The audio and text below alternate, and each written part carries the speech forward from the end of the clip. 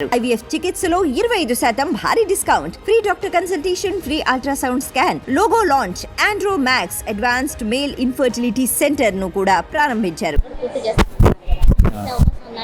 తప్పకుండా ఉంటుంది.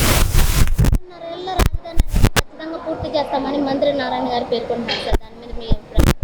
2.5 ఏళ్ళు అంటే చూడాలేదు ఇంకా. సార్ ఈరోజు ఢిల్లీ అనేది పర్యటించడం జరుగుతుంది, అంటే ఢిల్లీ వెళ్తున్నారు చంద్రబాబు గారు, దాని మీద మీ అభిప్రాయం సార్? అంటే కేంద్రంతో వాళ్ళు ఉమ్మడిలో ఉన్నారు కాబట్టి రాష్ట్రానికి సంబంధించినటువంటి ఏవైనా ఉపయోగాలన్నీ కూడా వెళ్ళి మాట్లాడుకొని తీసుకుని రావాలి కదా. బడ్జెట్ పర్యటన వల్ల ప్రత్యేక అంశాల గురించి చర్చించే అవకాశం ఉంటుందంటారా? తప్పకుండా ఉంటుంది. వెళ్తున్నారంటే ఏదో ఒకటి మాట్లాడటానికి కదా, రాష్ట్రానికి సంబంధించి ఏదో ఒకటి తీసుకుని వస్తారు కదా. అంటే గతంలో ప్రత్యేక హోదా గురించి మాట్లాడిన చంద్రబాబు గారు ఇప్పుడు దాని మూసే ఎత్తట్లేదని షర్మిల గారు వ్యాఖ్యానించారు, దాని మీద మీ అభిప్రాయం సార్?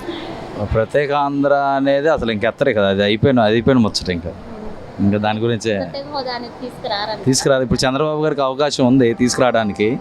ఎంపీలు అందరూ ఉన్నారు, ఉమ్మడిలో ఉన్నారు, మాట్లాడవచ్చు, తీసుకుని రావచ్చు. అవకాశం ఉంది, మరి చేయాలి.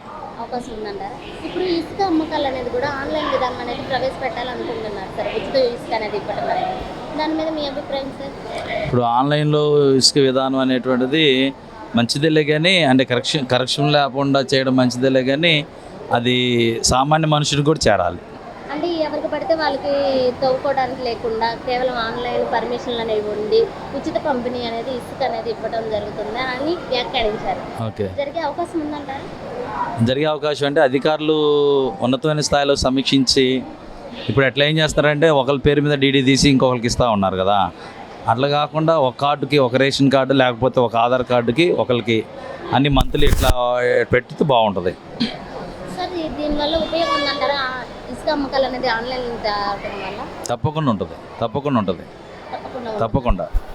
ప్రభుత్వ ఉద్యోగులు ఎవరైతే ఉన్నారో వాళ్ళ జీతాలు కానీ పెన్షన్లు కానీ ఎటువంటి అవకతవకలు లేకుండా సక్రమంగా అందిస్తామని మంత్రి కేశవ్ గారు పేర్కొన్నారు, దాని మీద మీ అభిప్రాయం? ఏ ప్రభుత్వం వాళ్ళు వచ్చినా అదే కదని చెప్పేది. తప్పకుండా ఉద్యోగులు మేలు చేస్తాం. మేము పెన్షన్ విధానం అనేది సచివాలయ సిబ్బందితో ఏ విధంగా అయితే 2 రోజుల్లో పూర్తి చేసామో ఆ విధంగా ఎటువంటి అవకతవకలు లేకుండా సక్రమంగా వాళ్ళకి సకాలంలోనే అందిస్తామంటున్నారు, అందించే అవకాశం ఉందంటారు? అందించారు కదా నిన్న.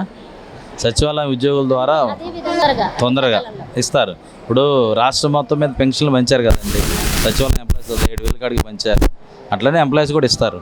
అంటే ఎప్పటి నుండో ప్రభుత్వ ఉద్యోగ జీతాలు పడతాయి అది అని అంటారు కదా సార్, అలాంటి లేకుండా చేసే అవకాశం ఉందండి? తప్పకుండా ఉంటుంది. ఎందుకంటే గత ప్రభుత్వంలో ఆలస్యం అయి ఉండొచ్చేమో, దాన్ని సరిదిద్దుకోవడానికి ప్రయత్నం చేస్తారు కాబట్టి ఉండొచ్చేమో. సార్ ఇప్పుడు అన్నా క్యాంటీన్తో పాటు డొక్కా సీతమ్మ గారి క్యాంటీన్లు కూడా ఏర్పాటు చేయాలని పవన్ కళ్యాణ్ గారు వ్యాఖ్యానించారు, దీని మీద మీ అభిప్రాయం సార్? అన్న క్యాంటీన్లు అంటేనే బాగుంటుంది, ఇంకా డొక్కా సీతమ్మ గారి క్యాంటీన్లు అంటేనే. అంటే ఈ సమయంలో అయినప్పటికీ ఆహారం అందే విధంగా అలాంటి ఏర్పాటు చేయాలని పవన్ కళ్యాణ్ గారు అంటున్నారు, అవి పెట్టే అవకాశం ఉందంటారా? ఇప్పుడు అన్నా క్యాంటీన్లు అంటే అది ఎన్టీఆర్ గారి పేరు మీద పెట్టినటువంటిది, ఆల్రెడీ ప్రజల్లోనికి వెళ్ళిపోయింది. అది ఇంకా ఏ కొనసాగిస్తే బెటర్. మళ్ళీ రెండో ఆప్షన్ అంటే రెండో పేరు వస్తే ఇంకో మూడో పేరు కూడా వస్తుంది కదా, తప్పకుండా ఉంటుంది. IVF చికిత్సలో 25% భారీ discount, free doctor consultation, free ultrasound scan, logo launch, Andro max advanced male infertility centre ను కూడా ప్రారంభించారు.